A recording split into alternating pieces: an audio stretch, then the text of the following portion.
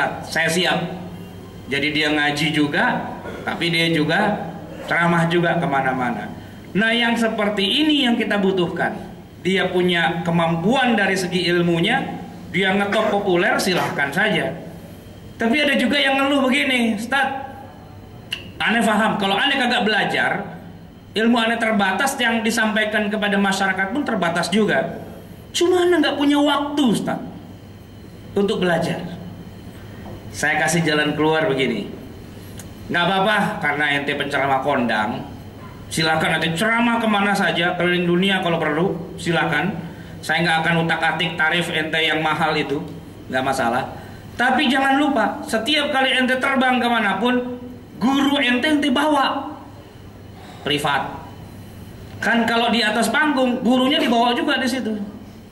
Maksudnya sekalian ngajar, sekalian belajar. Nah, jadi kalau ente ditanya sama orang tentang satu hal dan ente emang nggak tahu, lempar. Jangan takut, di samping saya ada guru saya. Silakan Pak Ustadz. Ustadznya yang jawab, tak gitu. Itu perpaduan yang bagus. Urusan masalah tarifnya ya terserah jamaah lah, mau ngasih tarif berapa terserah. Yang penting kualitasnya. Nah, yang kita sayangkan adalah sudah kualitasnya rendah dari segi keilmuan, tapi kemudian tarifnya juga ya tinggi sekali, sehingga membuat citra dari dakwah dan pengajian itu menjadi seolah-olah hanya sekedar hiburan. Kalau kita bicara panggung hiburan, silahkanlah bikin tarif. Namanya juga artis. Ya namanya artis ya pakai manajemen, ya kan? Yang namanya artis ya pakai tawar-menawar. Udah dipatok di satu tempat harga sekian, tiba-tiba ada yang nawar lagi tempat lain, waktu dan kesempatan yang sama dengan harga 2 kali lipat. Bicara pasar, Uber yang gedean, udah pasti begitu. Artis, ya kan? Tapi kalau fuqaha, ulama, dia nggak ngejar target, dia nggak ngejar amplop. Amplop itu nggak penting, isinya katanya yang penting. Artinya apa? Ulama itu sebenarnya yang disampaikan adalah ilmu. Maka majelis ilmu itu sebenarnya adalah majelis di mana orang yang datang itu nguber. Ya, bukan ustadznya yang nguber, tapi muridnya yang nguber. Nah, permasalahan kita sekarang balik lagi, kita kekurangan nih ulama yang memang ahli dalam bidang ilmu syariah, tapi juga dia punya kemampuan dalam menyampaikan. Nah, saya punya tempat di mana kita bisa melakukan pembibitan para ulama. Sebab kita sekarang ini alhamdulillah mahasiswa kita yang sedang kuliah di berbagai negara Islam seperti di Mesir, di Syria, ya, di Aljazair dan sebagainya, itu jumlahnya banyak. Mesir dah yang gampang, saya yang paling hafal karena saya dulu numpang lahir di sana. Paling tidak kita punya calon ulama tuh 5.000 mahasiswa lagi kuliah di Mesir. Dan tidak mungkin mereka bisa sampai Mesir kalau dulunya tidak dari pesantren. Sebab kalau dari SMA kayak saya itu nggak bisa ke Mesir, ijazahnya kagak sama. Apalagi dari STM, wah lebih nggak bisa lagi. Kecuali kalau mau belajar bikin mobil di sana, tapi kan Mesir nggak ada industri mobil kan. Dari aliyah, dari pesantren berangkat ke Mesir. Artinya apa?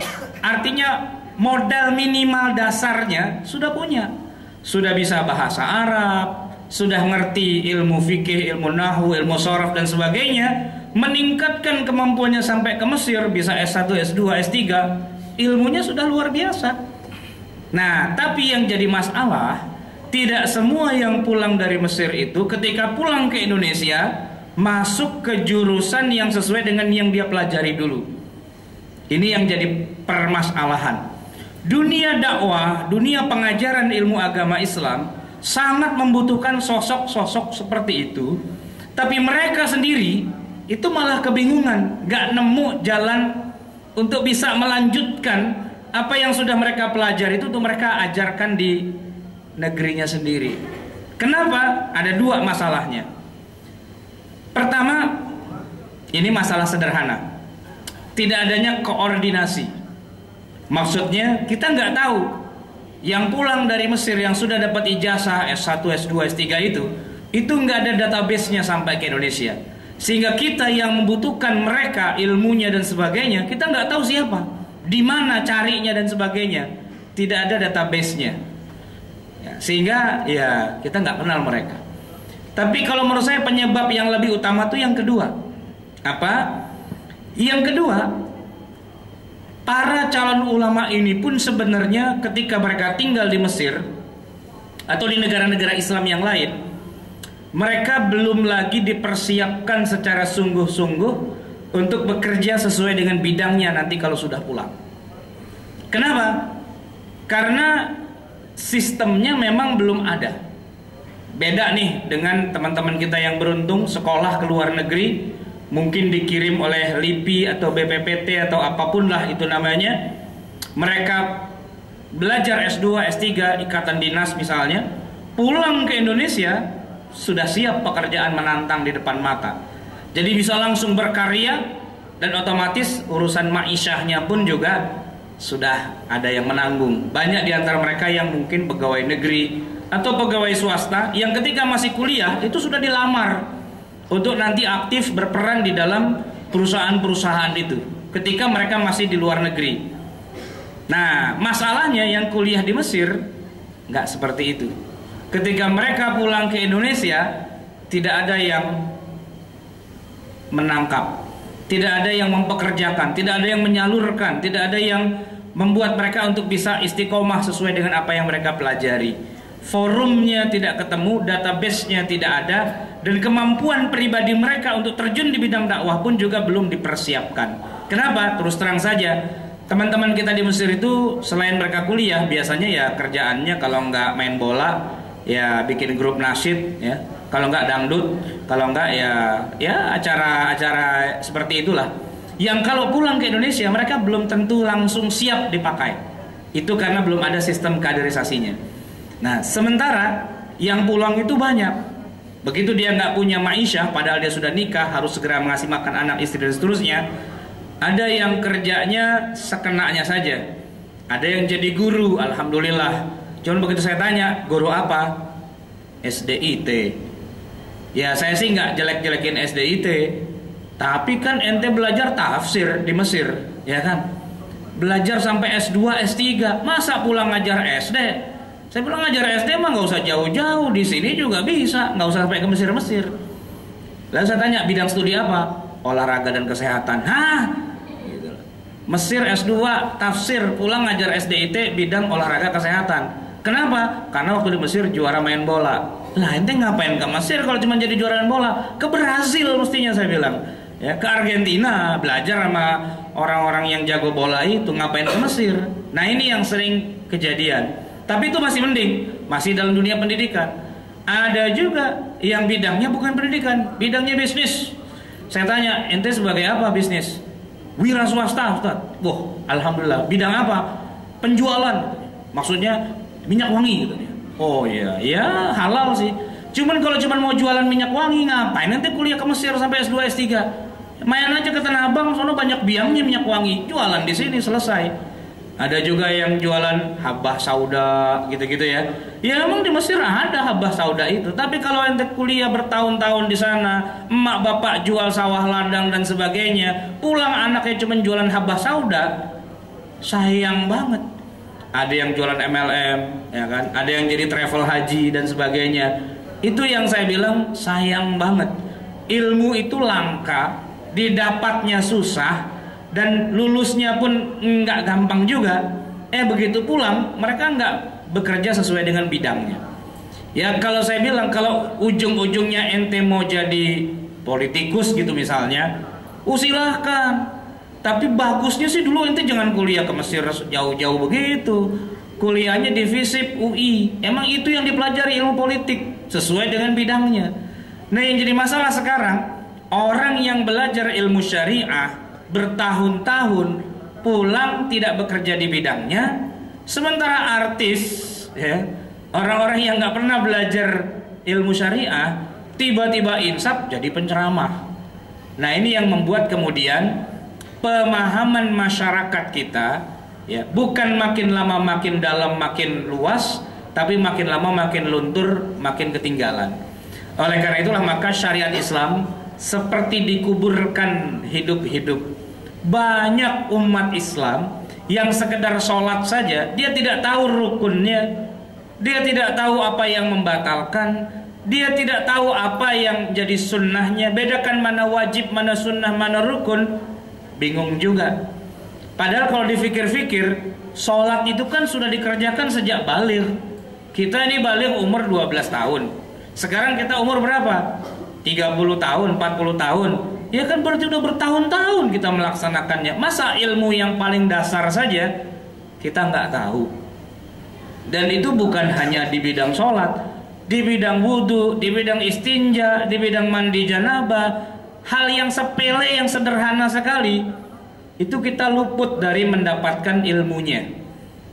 Memang bukan berarti kita nggak pernah duduk di pengajian, tapi materi-materi pengajian kita rata-rata itu memang tidak mempelajari ilmu fikihnya, lebih mempelajari ilmu-ilmu yang lain. Ilmu kebersihan hati bagus, akidah bagus, ya kan, akhlak, etika bagus, ya kan. Kita harus tegas pada orang kafir, ya, harus baik pada orang Islam, bagus. Tapi ilmu yang paling dasar sekali, yaitu kewajiban kita tentang ibadah kita pada Allah, itu malah nggak dapat ruang sedikit pun. Contoh saya ini dosen ngajar di S1 di Sekolah Tinggi Akuntansi Negara. Saya ngajar di semester 2 mata kuliah Pendidikan Agama Islam. Antum pasti dapat lah waktu kuliah dulu ada mata kuliah Pendidikan Agama Islam. Saya minta silabus sama bagian sekretariat. Sini silabusnya. Saya buka dari pertemuan pertama sampai pertemuan ke-16, itu nggak ada yang membahas bagaimana caranya sholat, bagaimana caranya wudhu, bagaimana caranya mandi janabah.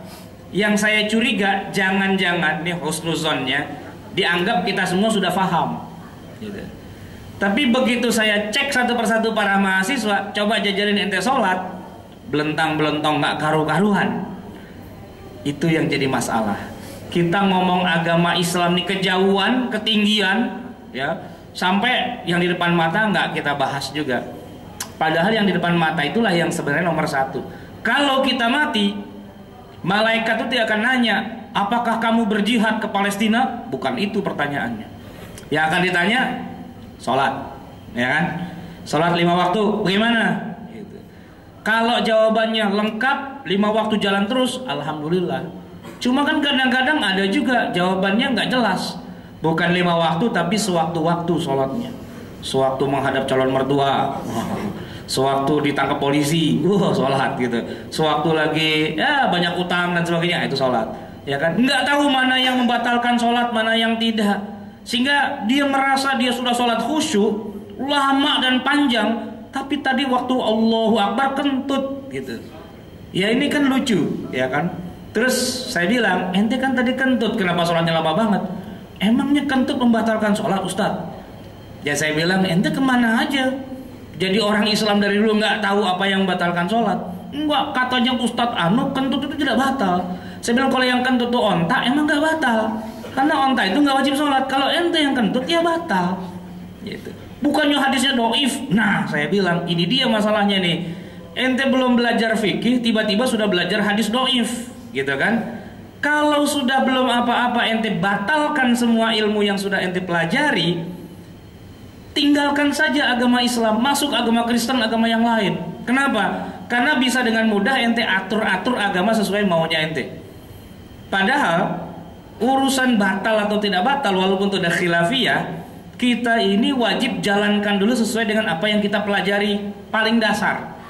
Setelah itu kalau ilmu kita sudah meningkat, ya kita harus pelajari juga kalau ada yang ngajar. Cuman yang jadi masalah, memang ada mazhab yang mengatakan kalau orang kentut itu nggak batal asalkan kagak bau dan nggak kedengeran. Syaratnya itu ya, nggak bau dan nggak kedengeran, gitu. Tapi walaupun pendapat itu seperti itu, tetap saja tidak boleh jadi imam. Ya dia jadi makmum dengan keyakinannya boleh. Tapi kalau imamnya kentut, ya imam punya mazhab kalau kentut nggak batal. Tapi makmumnya rata-rata bermazhab kalau kentut batal. Ya berarti jamaahnya batal juga semua. Nah ilmu yang ente pelajari itu tidak salah. Cuman lengkapi dulu dasar-dasarnya agar tidak menjadi masalah di tengah jalan. Saya bilang, ente boleh baca Quran dengan qiraat yang lain, itu tidak salah, dengan syarat qiraat yang paling dasar pelajari dulu. Nanti kalau sudah sesuai, udah lengkap ilmu qiraat dasarnya, ente mau belajar ilmu qiraat yang lain nggak masalah. Yang penting belajarnya benar. Jangan tiba-tiba begitu jadi imam langsung baca waladhdallin amin wadduha wallaili idza saja ma wadda'aka rabbuka wa ma qala. Ditimpuk ente sama makmum itu. Kenapa? Dianggap main-main. Walaupun qiraat wadduha itu benar, tapi nggak bisa dipakai begitu saja di tengah masyarakat yang mereka taunya bukan wadduha tapi wadduha. Kan begitu. Artinya walaupun ada ilmu ikhtilaf, tapi kita juga harus lihat realita masyarakatnya seperti apa. Itulah mengapa ketika Al-Imam Syafi'i rahimahullah sholat subuh jadi imam di Kufah, di masjid di mana di situ dulu Imam Abu Hanifah mengajar, di mana Abu Hanifah mengajarkan bahwa kunut sholat subuh itu bukan sunnah tapi bid'ah, dan muridnya adalah melaksanakan apa yang diajarkan oleh gurunya. Kalau subuh tidak ada yang kunut. Kebetulan Imam Syafi'i menjadi imam di masjid itu, dia tahu masjid ini tidak kunut, maka beliau pun tidak kunut juga. Padahal dalam keyakinan seorang Asy-Syafi'i, hadisnya sahih bahwa kunut pada sholat subuh itu adalah sunnah muakkadah. Nabi mengerjakannya sampai beliau meninggal dunia. Tapi berhubung beliau berada di lingkungan yang meyakini bahwa kunut subuh itu bid'ah, beliau pun tidak melaksanakannya. Kenapa? Karena beliau faham bahwa ikhtilaf di antara para fuqaha itu harus didatangi dengan sepenuh kebijakan, sepenuh hikmah, dan bukan sekedar yang penting saya benar, yang lain harus salah, dan yang lain harus kita injak-injak. Tidak demikian. Nah, oleh karena itu belajar ilmu syariah, belajar ilmu fikih adalah sesuatu yang penting, yang urgen. Sebelum kita bicara dakwah, sebelum kita bicara jihad, sebelum kita bicara tentang menegakkan negara Islam bla bla bla dan seterusnya, ilmu fikih kita ini harus sudah kita pelajari sejak awal. Yang mana yang harus didahulukan dan mana yang bisa kemudian dibelakangkan, itu yang menjadi concern, yang menjadi perhatian kita. Nah, insya Allah kedepannya kita akan membahas dari awal. Ya, kita akan mulai dari toharoh. Kita mulai dari bedakan mana najis, mana bukan najis. Kita akan bicara mana yang membatalkan wudhu, mana yang tidak membatalkan. Bagaimana kalau seorang mau wudhu tapi tidak ada air? Bisakah wudhu hanya dengan sebotol air ini dan sebagainya? Bagaimana mempraktekkannya? Inilah masalah-masalah yang kecil, ringan, tapi kita alami sehari-hari. Sebab bisa jadi orang gara-gara tidak ada air lalu dia tidak wudhu, gara-gara dia tidak wudhu dia tidak sholat, dan gara-gara dia tidak sholat masuk neraka dibakar oleh Allah, cuman gara-gara kurang memahami bagaimana aturan main dalam ketentuan syariat Islam. Nah, itulah hadirin jamaah sekalian, waktu kita sudah lewat dari jam 1 ini. Sebelum saya akhiri, mohon maaf atas segala kekurangan dan kesalahan. Hadanallahu wa iyyakum ajma'in. Kalau nanti ada yang mau nanya setelah saya tutup ini saja. Wabillahi taufiq wal hidayah, walafu minkum, wassalamualaikum warahmatullahi wabarakatuh.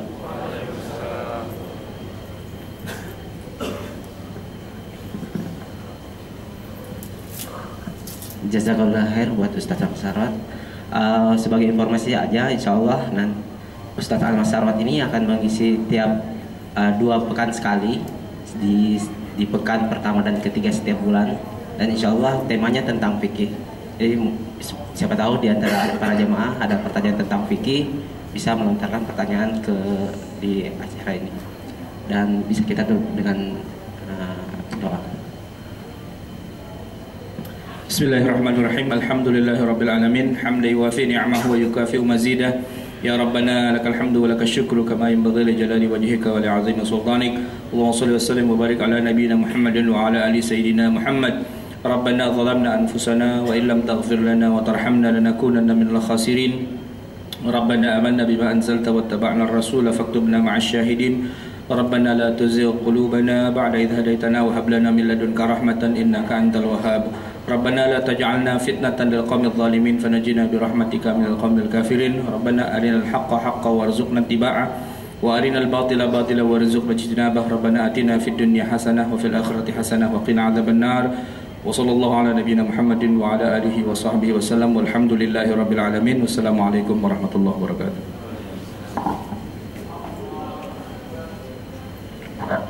Syukran buat Ustaz. Kita tutup dengan doa kafaratul majelis. Subhanallahumma wa bihamdika